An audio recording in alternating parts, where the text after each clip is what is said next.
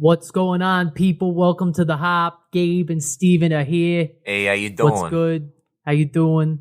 I might talk like this the whole episode. Dude, bro, you ready for an episode, bro? Dude, it's gonna be lit, dude. Let's do. Okay, now you sound like our old landlord. Episode 43 is here, and we're visiting Brooklyn, New York. Yeah, Brooklyn. We're going to Brooklyn, son. What's going on, everybody? Thank you so much for joining us for another great round. Yeah, as Steven said, we are heading to Brooklyn, New York.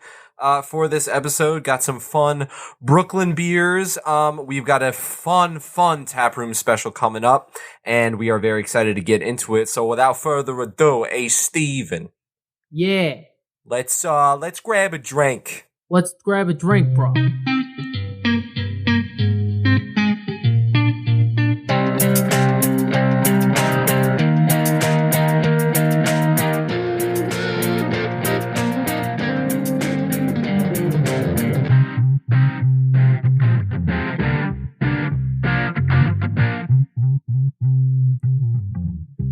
Oh, my backyard. I'm so excited.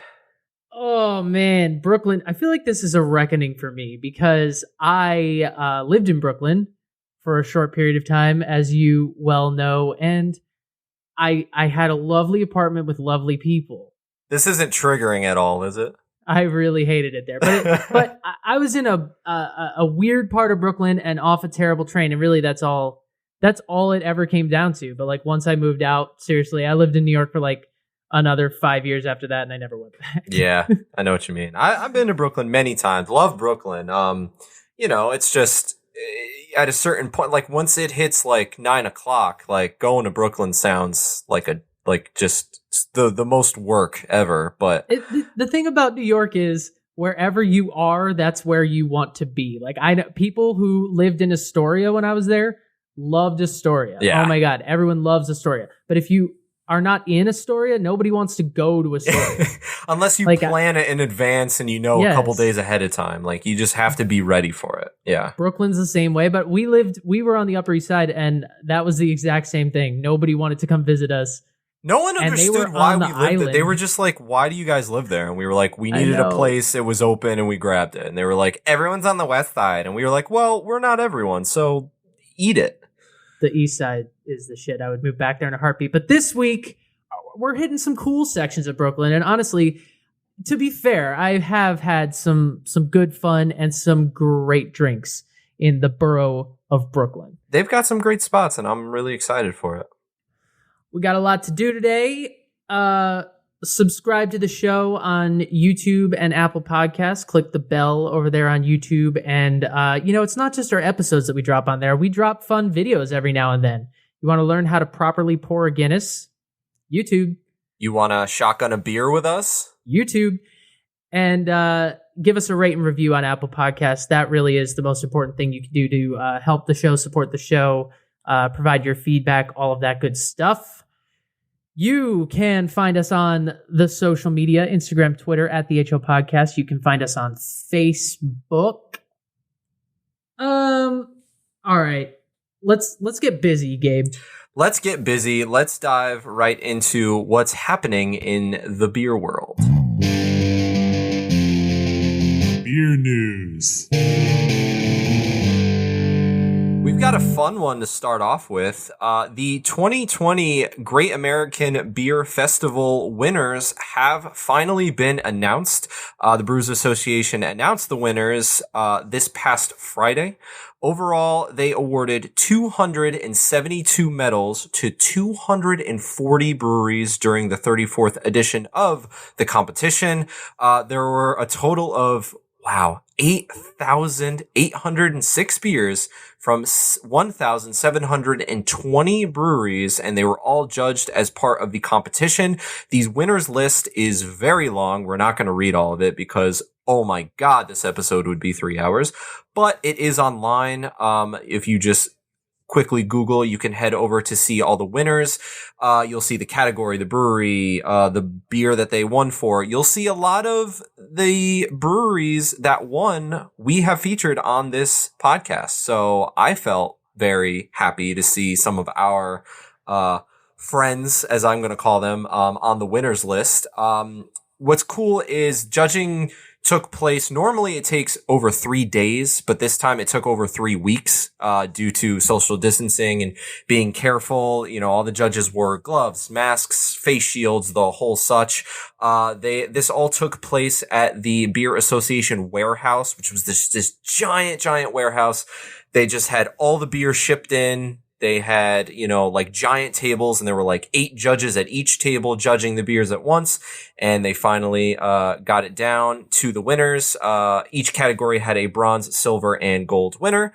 And yeah, you can check that out online. But the Great American Beer Festival made it happen. Wow, this list is incredible. And shout out to Counterweight Brewing Company from Hamden, Connecticut. First episode ever of The Hop, making the list with their Fest beer. Indeed. That's crazy. Moving on, we have, okay, let's take all that fun, and I'm just going to shit all over it with some... punch it in the mouth. A few closings to report, unfortunately. First of all, Ballast Point has made the decision to shutter their Chicago brewpub until next year. They made this announcement on Twitter and on their website, saying, with the winter months ahead and our ability to generate revenue significantly impacted with limited capacity due to COVID-19, we've made the very difficult decision to shut down operations at Ballast Point in Chicago effective October 24th. At that time, they're halting on-site retail, brewery production, and taproom operations. They are also laying off their Chicago employees.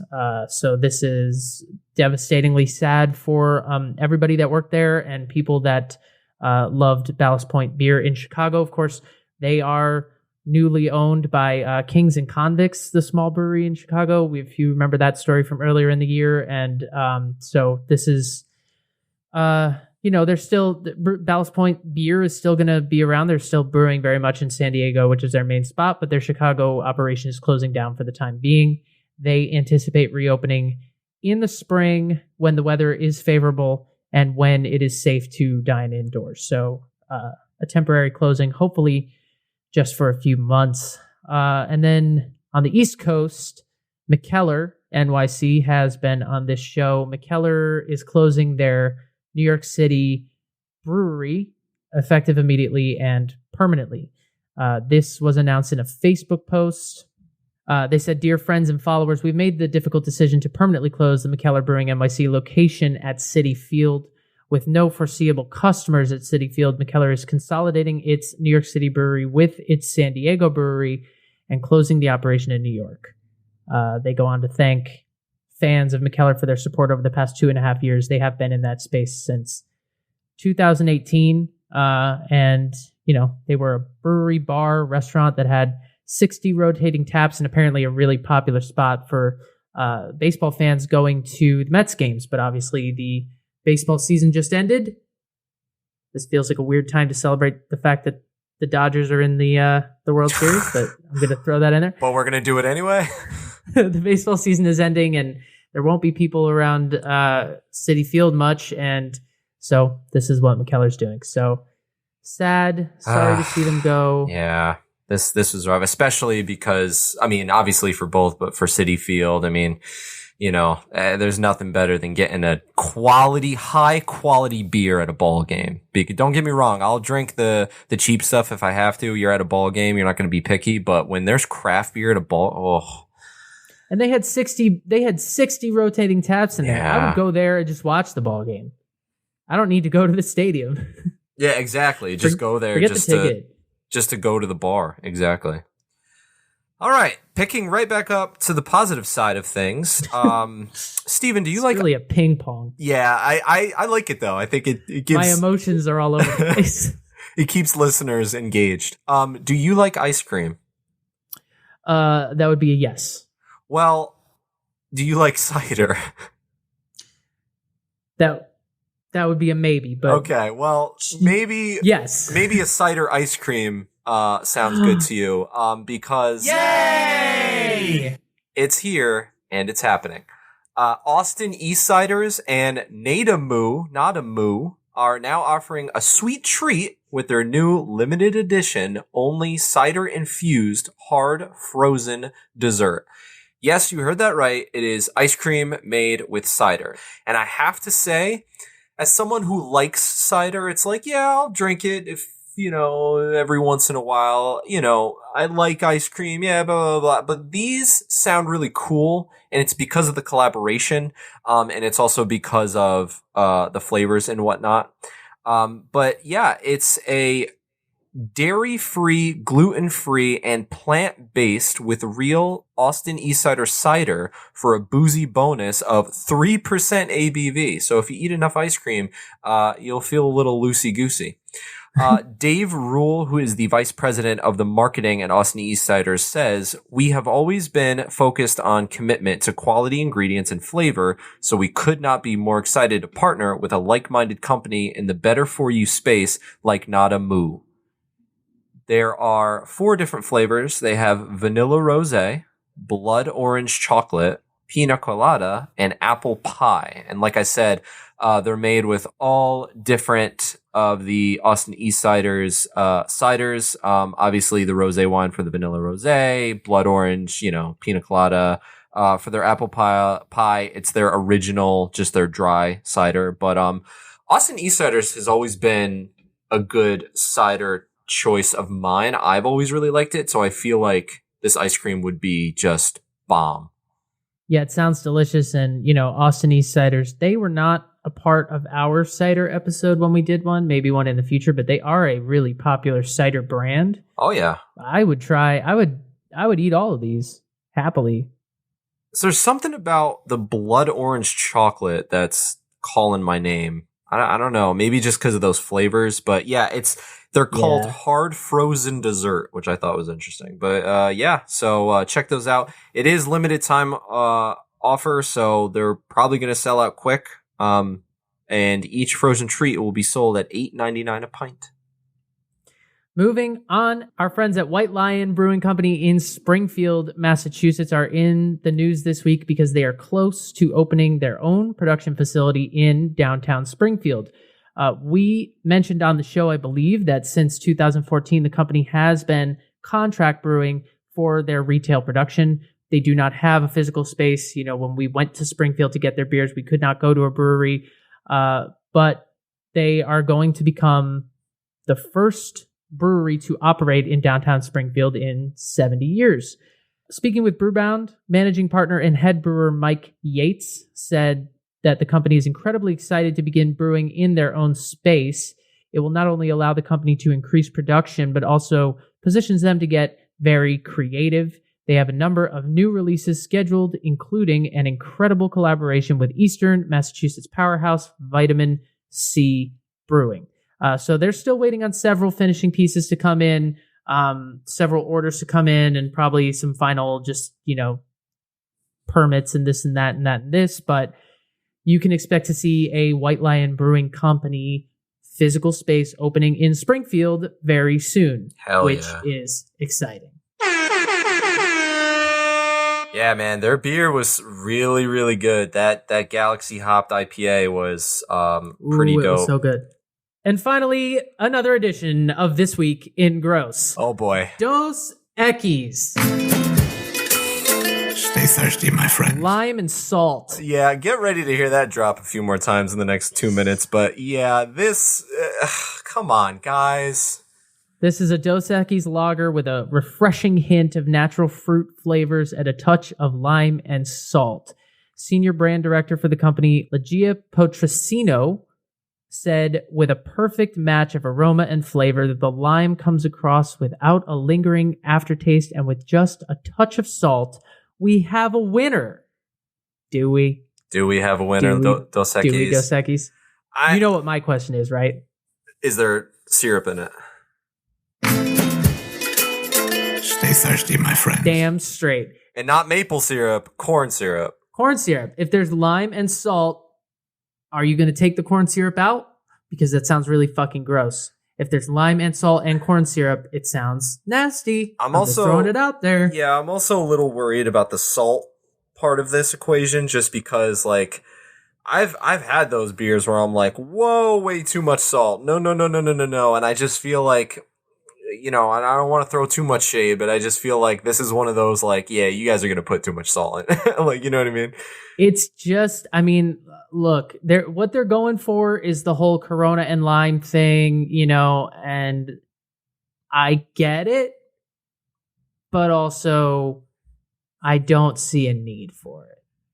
And that's just me. You guys keep innovating, doing your thing.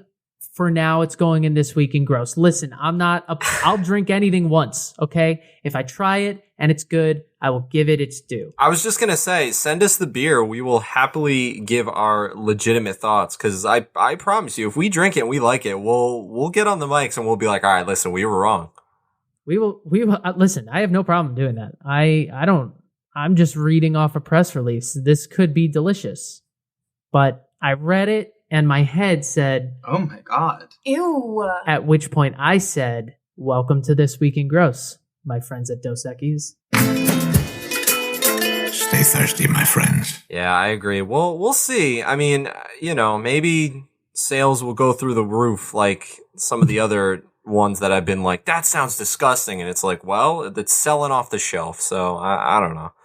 All right. Let's go down to Brooklyn, Gabe. Hit us with a toast. So I have a toast by one of my favorite artists, Jay-Z, who was born and raised in Brooklyn. I thought it would only be appropriate. Now, here's the thing. It's from a song, and he raps it. I'm not going to do that because no one wants to hear me butcher a Jay-Z rap. For a whole lot of reasons.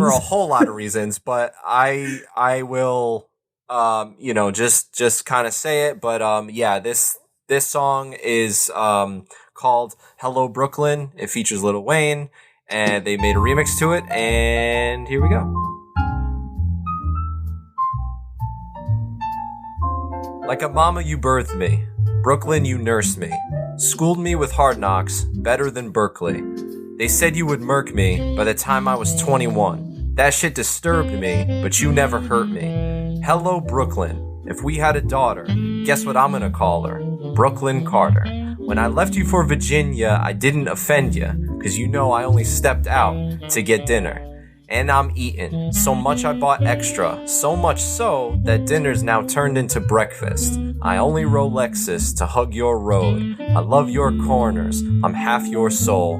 Hello, Brooklyn.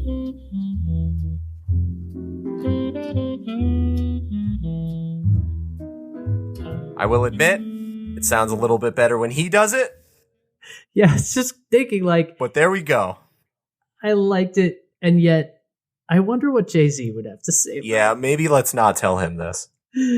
All right. So first up, we're gonna take a little Taproom Special. Now, Gabe took a trip to our first brewery, which is Daleview Biscuits and Beers, and this is a brewery that I can almost guarantee that you haven't heard of before, because it's very small and very little family-run operation. But lead us into it there, Gabriel. It was so awesome.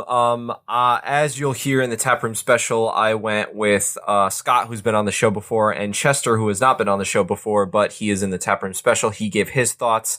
Daleview Biscuits and Beer out of Brooklyn on Nordstrom Avenue, for people who know Brooklyn. It was created by chef, brewer, and owner Christopher Gansey. The business has been around for about 2 years. They've been brewing beers for about a year and a half. One of my favorite parts about this is that this all started, like other breweries, this started due to a home brew kit. One Father's Day, Christopher got a home brew kit from his family, and his words say, "It quickly spiraled out of control after I started to regularly visit Doug Ampor at Bitters and Esters in Prospect Heights, where I discovered the craft of developing my own grain builds, which is more proof that homebrew kits lead to good things." The name Daleview comes from Christopher's childhood neighborhood, which is in Columbia, South Carolina, where he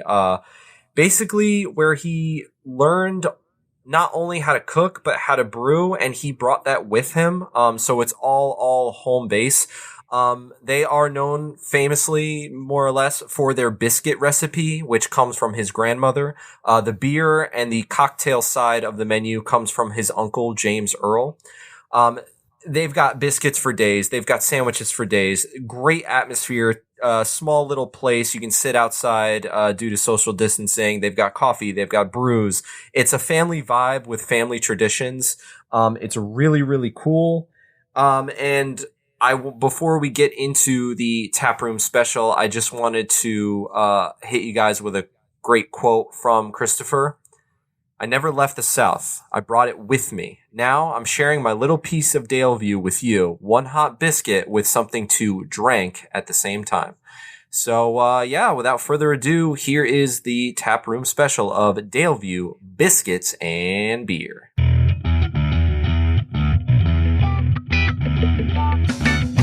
Taproom Special.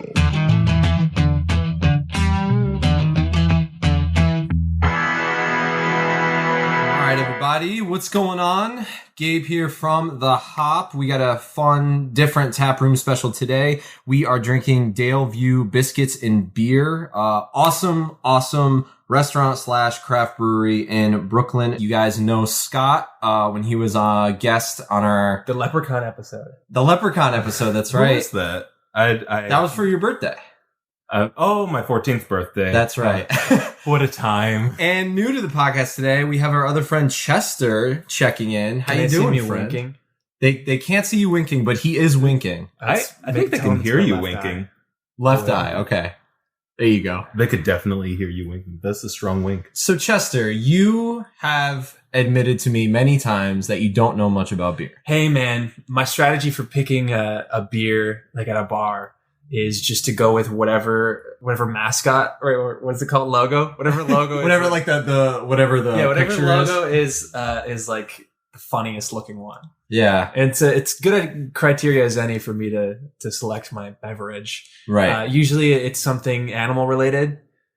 Preferably like a winged animal. I find those are the tastiest. You would like Stony Creek then? Yeah. Stony Creek? Yeah, in Connecticut. That's neither an animal nor a winged. No, their mascot is the crane.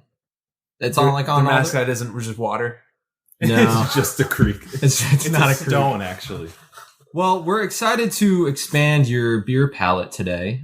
Scott, I know you know some beers, and we have a fun Taproom Special. So we went to the brewery / restaurant. We got dope food, biscuits and the such. Oh, that was delicious. Did you? Okay, so you had to leave early. Did you end up really liking it? Yeah, well, I was eating mine on the run, so it felt illegal. Oh, geez. Which made it more tasty because things are always better when you're not supposed to be doing them. Right. So for the listeners, I was late to an engagement. I was getting engaged. So I had to bolt, but buttery, flaky, crispy bacon biscuits are very tasty when you're jogging through the streets of New York. That's my 2 cents. I heard that. But yeah, we got really good food. We got beers to go. And we are going to sample a few of them. We are just going to dive right into the first one. This is the B Rustin. It is their Saison, coming in at 5.3% ABV. On the SRM chart, we're looking at like a dark orange. It kind of looks brownish. I would say between like a 15 and a 17.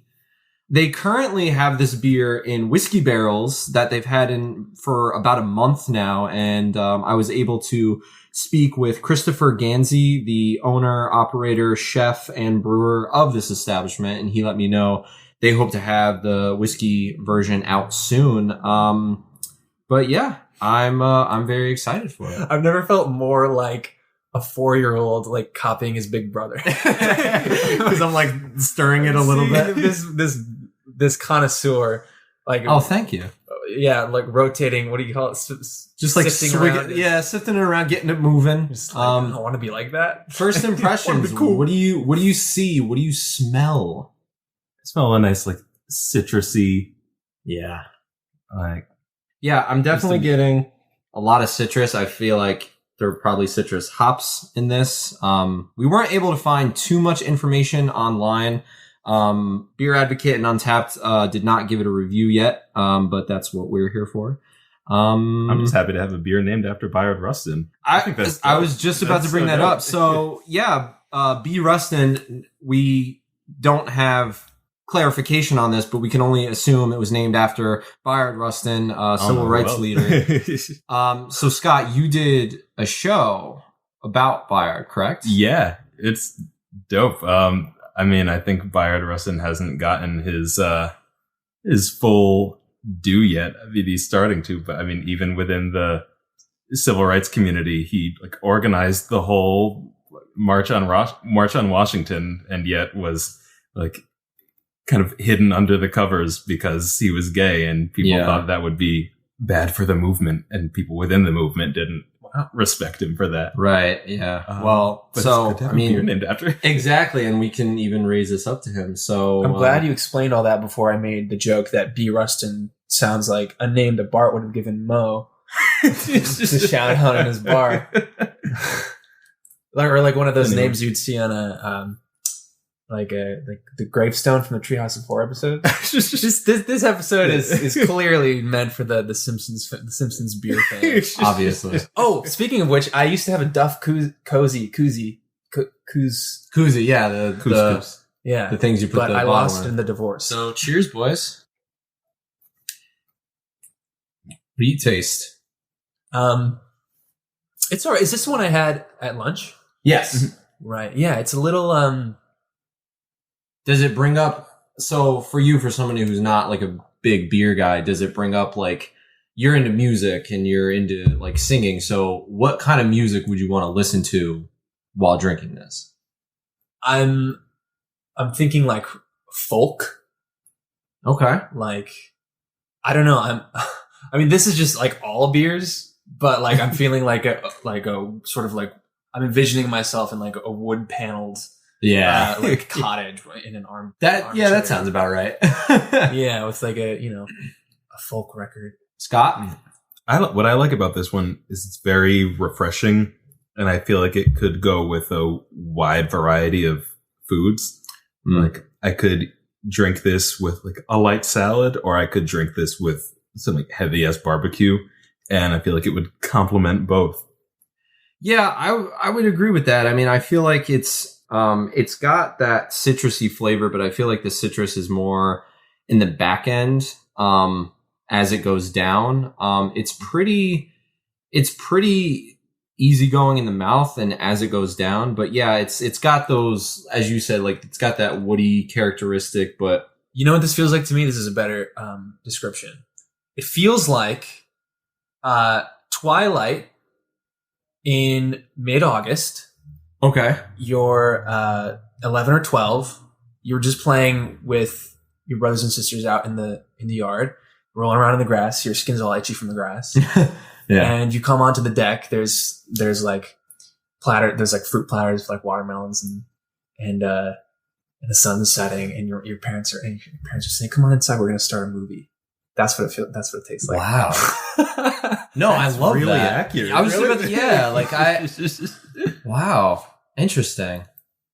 And you're all like, yeah, it flushed definitely in the face from running around. It's definitely got that vibe of like, it was a nice, kind of like how it was today. It was like a nice fall day. We've just been outside all day, and in our case, drinking. But yeah, I would agree with that. It's got a very like carefree, like youthful. Yeah. Season. First thing that comes to mind is fall. I would have said summer. Summer for me too. Yeah. Really? Okay. Gabe's wrong. Gabe's wrong. It's our own podcast. That's just how I feel. Why like summer? Like a summer's evening for me. Okay. All right. Just because it's like lighter. Yeah. Yeah. And like when it's getting cooler out just after a hot day type of deal. Interesting. Okay. Yeah. I don't know. I just like, maybe it's the color, but like I look at this beer and I drink this beer and I think orange leaves. And it might just be because of the color. It's like I said, it's like a dark orangey brownish color. So maybe that brought me back to it. It kind of, does it not look like apple cider? It looks really like you does. crushed up a bunch of leaves and put them in a blender. That too. In like a NutriBullet though, not any blender. Right. But I would say like, at least for me, a prerequisite for any fall themed food or drink is the pumpkin spice. Yeah, that's true. Where's the pumpkin spice? There's no pumpkin in this. But yeah, the B Rustin Saison, very smooth, very easy to drink, 5.3%. So it's gonna go down kind of easily. And I'm already trashed. Chester's already wasted because he doesn't drink a lot. So God only knows what's gonna happen on the next beer. I'm gonna stand on my head. I know it. It's happening. We're here for it though. We'll take a photo. We'll throw it on the Instagram. Next beer we're drinking is the Holding Hands Pale Ale, which is made with strawberry and ginger. Can the viewers see this? Scott and Chester are holding hands. I want it on the record. I've never had a beer with ginger in it before. Yeah, so I'm a little very excited to try this. I had a very small sip of it at the brewery just because our new best friend Christopher gave us a few to try from, but I definitely wanted to make sure we got this one on the mic. I cannot wait to drink this. Oh my god! All right, let's get into it. What do you smell? He's like a dog. It smells like a good book. I'm getting punched in the mouth with ginger. By the ginger, absolutely. I don't know if I smell strawberry.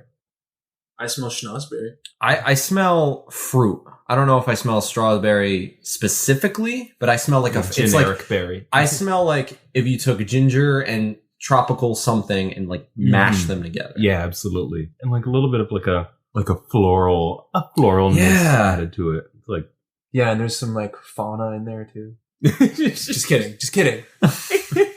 It's definitely got the floral like esters to it.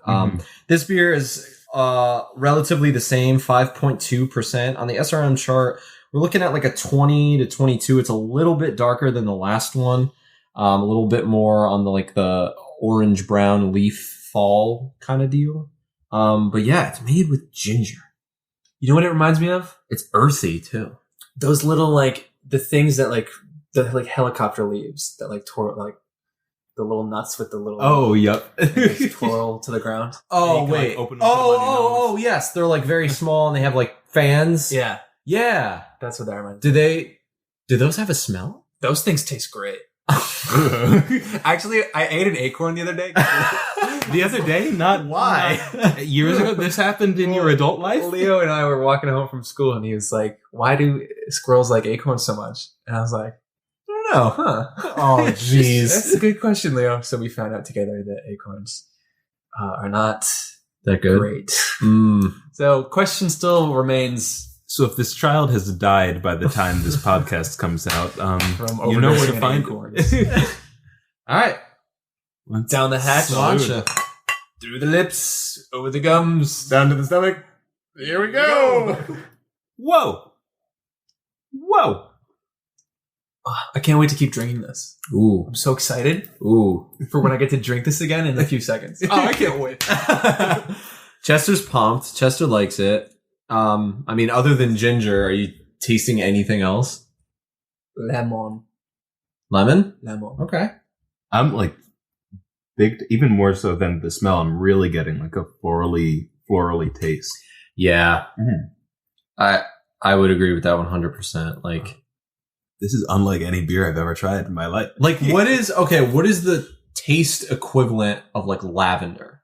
Mm-hmm. You know what I mean? Yeah. I don't know how to say that without it sounding The weird. color or the smell? Or the like the smell, like the fragrance of lavender. Like if you took that and made it into some sort of a taste, I feel like I'm getting that in the back end with this. A little bit of earthiness, a little bit of cinnamon. I would argue it's kind of hiding back there. I do kind of smell it on the nose as well, but I feel like I'm tasting it like as it goes down. Yeah, I kind of get that.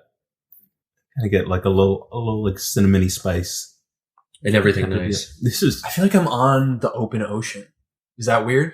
No, I love that. yeah. What So you're, makes on a like whaling describe vessel. that? What's I just gulped it down and closed my eyes and I was on a cruise ship. nice? You're Okay. like 600 Again pounds. at sunset. Because it's only if it's not at sunset, it doesn't Yeah, matter. and why even bother? Yeah. I'd say this for me. This is more like a springtime beer. Maybe it is because of the like floral aspect that I'm like really tied to with it. But yeah, this reminds me of like an early spring type of deal. Yeah, I would say that as well. It's that floral is just so like prominent, and it's a little bit dry going down. Oh, we should also mention, we didn't mention this earlier, but for both beers, just a little bit of head retention, not a lot of lacing on both of them on the sides of the glass. This one definitely not. Final thoughts on this, Chester? I like it. I don't know. Skip me. Do him first. Scott. Yeah, I really am kind of fascinated and mind blown about this beer. It feels like, I don't know if 10,000 Villages is a chain. I think it is, but like the type of store you go into that has like essential oils and like incenses. Like, I feel like this would be a good beer sold from that store. It like feels like that same sort of, it brings that same sort of energy. I do like this though. I am perplexed by it. Yeah, I'm feeling more a propensity to sip. Yes. than I would with your standard alcohols. Yeah. It's This one certainly very tasty. This one requires a little bit more like appreciation because of all the flavors and the different things you get out of it. All right, so let me ask Scott. I'll start with you. What do you prefer, the Rustin or this Holding Hands? The Rust, I really loved that Rustin. Yeah, I'm a big fan of that Rustin. Holding Hands by a mile. ooh. You know what? By a mile plus one. Let's have it out. All right. Oh, you're gonna go straight to physical violence. You're not gonna try to outwit me. No, absolutely not. Yeah, well, the plus one was hard to beat. Why the Holding Hands? Because of all the like the fact that I'm on a ship right now. Like, Right. it's a pretty cool life hack. Oh, it's great. Yeah, it's great. Have you ever been on a cruise ship? Twice. Count them. Wow. For the listeners, I'm holding up 2 fingers. Hell yeah. And Gabe and I did a 2 hit finger versus 1 5-finger high five. I'm fucking wasted on this. Oh my god, this is great. Have you eaten dinner tonight? Not yet. That's probably why. You've had 4 sips of beer and you're wasted. If I had to choose, I think I would pick I hate to do this to you, Chester, but I think I'd pick the Rustin as well. It's okay. You can be wrong. Ooh, shots have been fired. I like the gingerness. I like the fruity flavor, but something about the Rustin made me want to go back for more. So that would be my choice. So you guys can call in and let us know your choice. You can dial in at 1-866-HOP-01 to pick the Rustin, or 1-866-HOPS-02 to pick the Holding Hands. Operators are standing by. Yeah, Daleview Biscuits and Beer, really great, awesome brewery, awesome food. I want to leave on one quick quote from Christopher and the brewery. You'll find music in everything I do. You'll find family in everything I do. And through that, I hope you'll find love in everything I do, which is awesome. Scott, Chester, thank you for joining us for this fun Taproom Special, and we'll see you guys back on the mics. And I want to end on a quote on my glass. Do it. The Pinta was about 75 feet long and had a crew of 26 men. Did that glass come with 2 other glasses for the hope so. to Maria and the Nina? I don't think so. I got that from my brother.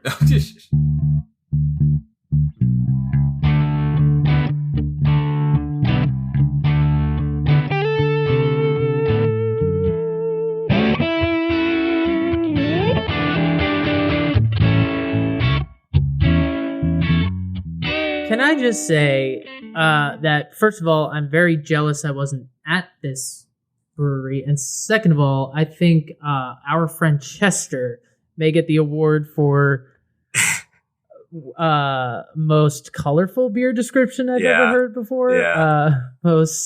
He paints a picture with words, and I loved it very much. It certainly helped that, like, he doesn't really drink a lot. So he had like 3 sips and he was like, Gabe, I'm like drunk. I was like, good. Keep talking. It's just like the description of the beer is so different from anything you and I normally say, and that's why I loved it. It's because like it just painted a vivid picture, and it didn't mean anything beer wise, but I get it. I know what you mean. Yeah, and I really liked that we got his perspective because, like I said, I mean, you and I, we know about beer. Scott knows about beer, but Chester doesn't. So it was interesting to get someone's perspective that is on the opposite end of things. So it was great to see. And, he was smelling things we were smelling. He was tasting things we were tasting. His descriptions were obviously a little broader than ours. But, I mean, it was just great in the best way, though. Right. That's what I mean. Like, it was just great to get his perspective on it. Dude, I can't talk about the food enough. It was like perfectly made biscuits. And because you're sitting outside and it's kind of tiny, what Christopher was working. I got the chance to meet him and talk to him. I told him about this podcast. He was like all about it. Really great guy to talk to. And so, you order food like on your phone. He goes like in the cellar, whips it up, and then brings it upstairs outside. Like he doesn't go like the back. Yeah, it's just like closed off. But they have cocktails, they have coffee. I mean, they have everything. They have I believe they have glassware for purchase now. I don't think they had it at the time when I went, but I believe they have it now. I'll talk later about some of the beers they have on tap. But yeah, awesome spot. When you come back to New York, Steven, I will bring you. We got to go. I know. I definitely not to disparage what's coming up or what's come before, but I just feel like Daleview, again, I would put it in the category with Crew Brew. I would put it in the category of like this. Those kind of breweries are what this show is for. Yeah, it's getting to experience stuff like that, where you're talking to the owner's doing the work, the kind of on the ground, really pounding the pavement, somebody who really loves what they do, has a passion for what they do, which is not to say that all of these brewers don't. It's just that when you get to the size of a Sierra Nevada, there's something a little bit more of an operation at play, whereas something like Daleview is just, it's I don't know how else to put it. It's quality, it's authenticity it's in a family. way that you just, yeah. Yeah, and when I was talking to him, he had a smile on his face the entire time, even before he found out about this pocket. Like when I just ordered food, like he was the man from the jump. So shout out to Christopher. Well, we have more Brooklyn Brewing to visit, and we're going to start off this half with Brooklyn Brewing. How appropriate. Now, Brooklyn Brewing, just right off the bat, is worthy of their own episode in and of itself. They have a lot to offer, and so we're just gonna scratch the surface of this guy. But I'm drinking their Bel Air Sour. So this is a sour ale, which I haven't had on the hop in a while, so that's exciting. 5.8% ABV. There are two versions. One is 4.5%. One is 5.8%. 14 IBUs. Beer Advocate has it at 88. Untapped has it at 3.61.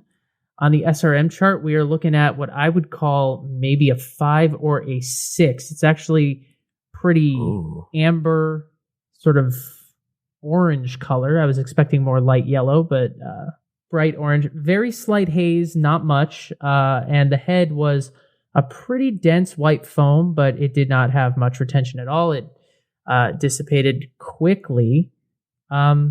Little bit of lacing around the glass, not too much. I'm drinking out of a Tiku glass, which seemed fitting. On the nose, you get a solid bouquet of citrus. Definitely lemon is what I would say is leading the charge. Also some grapefruit. You can smell the yeast and the sort of the esters that are present. You can tell that there's going to be a sourness to this. So there's something a little bit bready about the smell. But the nose is not just citrus. There's a little bit more well-rounded berry in there than I was expecting. I'm getting maybe like a little bit of green apple or maybe some raspberry even. Like there's something a little sweeter than sour on the nose in just the aromas that come off it. And that also could be blended with some of the hops that are in there. Now, as far as the ingredient list, it's kind of hard to say because this beer has been around a while. It's pretty popular with the fans of Brooklyn Brewing, and so it's been upgraded to their year-round just recently, but on the malts, I'm pretty sure American two-row and pale wheat malt are in there. It's possible there's also some carafoam. At one point there was. There's some lactobacillus in there to add the acidity and the sourness. On the hops, Mosaic and Amarillo are almost a guarantee. At one point it had Challenger, it had Pearl in there. I'm not sure if it still does. At one point it had Simcoe in there. Sounds right, but I don't know. So how's that for analysis? Yeah, why not? It's just gone through a lot of iterations. From the brewery, the Bel Air Sour is full of surprises. Our sour ale starts up with bright notes of tropical fruit, yet finishes crisp and gently tart. It's a trip that's laid back, breezy, and completely refreshing. And one Beer Advocate user commented on the nose that they smelled citrus cleaning supplies and urinal cake on the nose, and they can go fuck themselves. I'm going to drink the beer while you offer your thoughts on that ridiculous review. Yeah, first off, they gave it a 3.44 out of 5, so it's like, okay, you probably didn't think it was that bad, but it starts off, they say aroma of lemon, candy, and then they go urinal cake, citrus cleaning supplies, and then bready malt. Like, I feel like this is a negative review, and if you're gonna go negative, then go negative. You can't say it like, I'm getting lemon, I'm getting citrus, maybe some grapefruit, urinal cake, some tropical, like, you can't just throw that in there. Here's the thing. I don't think it's a negative review, because look at the ending, look at the final. I mean, he gave it a 3.4, and he said there's nothing blatantly wrong with it. Yeah. So then, I don't know. I really think that's just a genuine thing that they thought was appropriate to. How many times have you smelled urinal cake in your life, and why? Like, how do you have the wherewithal to smell something and go, urinal cake? I'm getting urinal cake off that. Like, how have you not blocked that out of your palate? You know what I mean? I have no idea. Anywho, on the taste, what I get is okay. I want to say up front that I'm kind of surprised by how not sour this sour is. Ooh, interesting. It's got a little bit of effervescence to it. It's definitely well carbonated. It's definitely crisp in the mouth. But it's not puckering to me. It's not like, it doesn't make me wince at all. And the first flavor that hits me is not lemon. It is more green apple. It's more lighter. Maybe some like white grape. Like, honestly, the overall flavor I get off this is probably if you just drank a fairly watery Sauvignon Blanc. Interesting. Okay. I feel like that could go one of two ways. I feel like people would either be really into that or really like, this is good, just not for me. Yeah, I think the hops are more detectable than I thought they would be. I think it's earthier than I thought it would be. I think it does promise that it's very dry, crisp, and refreshing, and I think it is those things. Not much aftertaste. It's pretty clean in the mouth. I mean, just looking at their description to say it's full of surprises, yeah, I would say so. Bright notes of tropical fruit. Yeah, I mean, I would say, there's some hints of pineapple. There's some hints of, I wouldn't go mango or like guava or that kind of tropical fruit, but pineapple, yes. And like I said, apple. I don't get a lot of salt. I don't get a lot of like yeasty flavor. I don't get a lot of coriander. It doesn't taste very Belgian at all. It's really just like a clean sour ale. I don't know. It's a very light sour for a sour. It's a sour ale without the sour. I mean, it is sour. Like when you drink it, there's a tartness there. Mm-hmm. But I don't want to say this because it's gonna sound like I really don't like this beer, and I don't mean it to. But like, what comes to mind is Corona and lime. I mean, it's very light. The malts are very light. And then there's this like bright, vibrant citrus flavor to it, which I am sort of paralleling to Corona and lime. It doesn't taste like Corona and lime, but I'm just saying like that is something that comes to mind. Right, yeah. And so what does that mean for the listener? I think if you are looking for something that is sort of that easy drinking, light day, summer experience, if you live in Los Angeles and the weather is still 75 and sunny, and you want to have that Corona and lime experience, you want to find your beach without the Corona, this would be a great option for you. See what I did there? I made it. You made it positive. Exactly. It's like a Corona without the Corona. Exactly. It's good. I mean, I'm not falling head over heels for it. I think it's sort of, it does have some surprises to it. It's got some, I don't want to say complexity, but it's got some little like, oh, I didn't know we were going there. But part of that is because this beer has been around so long and gone through so many different iterations that I'm sort of like, I didn't know where we were going. So it's really... Yeah, and that could be fun because, they could probably be kind of experimental a little bit. Like, okay, this one worked. Let's see how this does. You know what I mean? If we put these hops in it or whatever. Yeah. Brooklyn Brewery itself, like I said, they are definitely worthy of their own episode and will have their own episode in the not too distant future.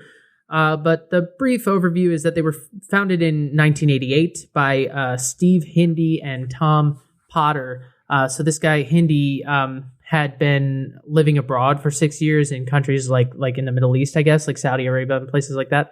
And he picked up home brewing and learned a bunch. And then he teamed up with his neighbor in Park Slope, who was Tom Potter. They quit their jobs and opened a brewery, which is my dream. And then they hired the artist Milton Glaser to help them create the logo and identity, who is the guy who created the I Love New York logo, like I Heart New York campaign. Really? That guy created the Brooklyn Brewery I didn't know logo. that. That's pretty dope. Right? So initially the company was contract brewing at Matt Brewing Company in Utica, New York. They were founded with the idea of bringing brewing back to Brooklyn, and ironically, they were brewing upstate in Utica. And the beer I'm drinking right now was brewed in Utica. They still brew there very much, and they truck a lot of it in, but they also have a Williamsburg space, which they got up and running in 1996, and then they got a $6.5 million expansion in 2009. So they do a lot more brewing in Williamsburg, but they're also looking at a huge expansion of their Utica operations. So they're big. They're all over the world. Their beer is everywhere. Garrett Oliver is the current head brewmaster there. And they even say on their website, today our beers travel to more than half the United States and over 30 countries. Garrett Oliver is the James Beard Award-winning brewmaster. And their website says they brew everything from classic styles to bold experiments. And it's really true. I mean, the brewery has just so many beers on tap that you can take a look at. Some highlights from, they've got IPAs, they've got sours, they've got Belgian styles, pumpkin beer, they've got Oktoberfest, they've got German beers, they've got easy drinkers like this one. That Oktoberfest was dope. I had it on our Oktoberfest episode. That's right. It was really good.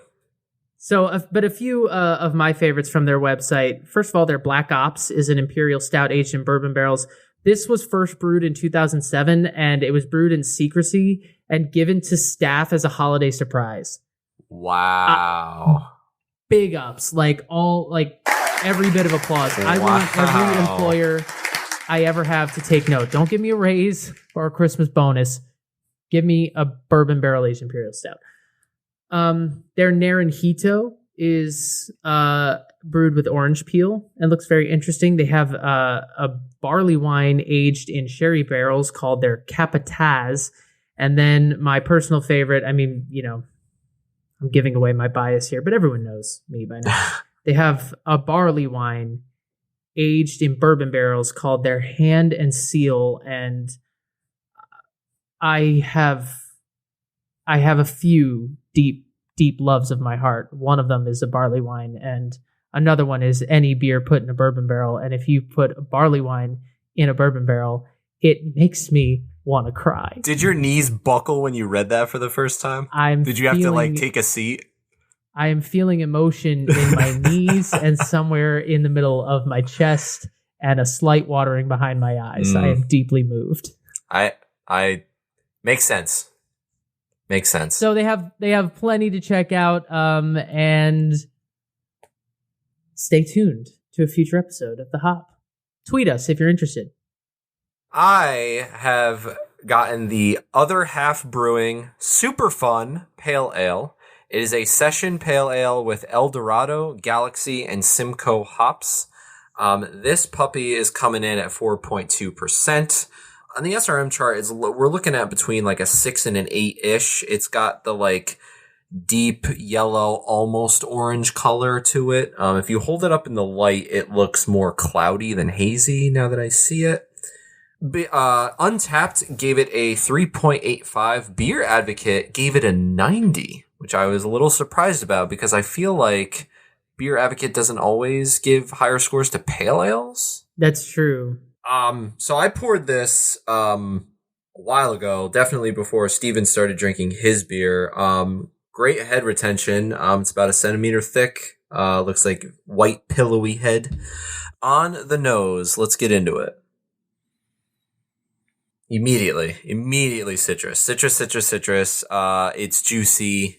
But it's got the grassy hops, which is interesting, and it's always fun to see that.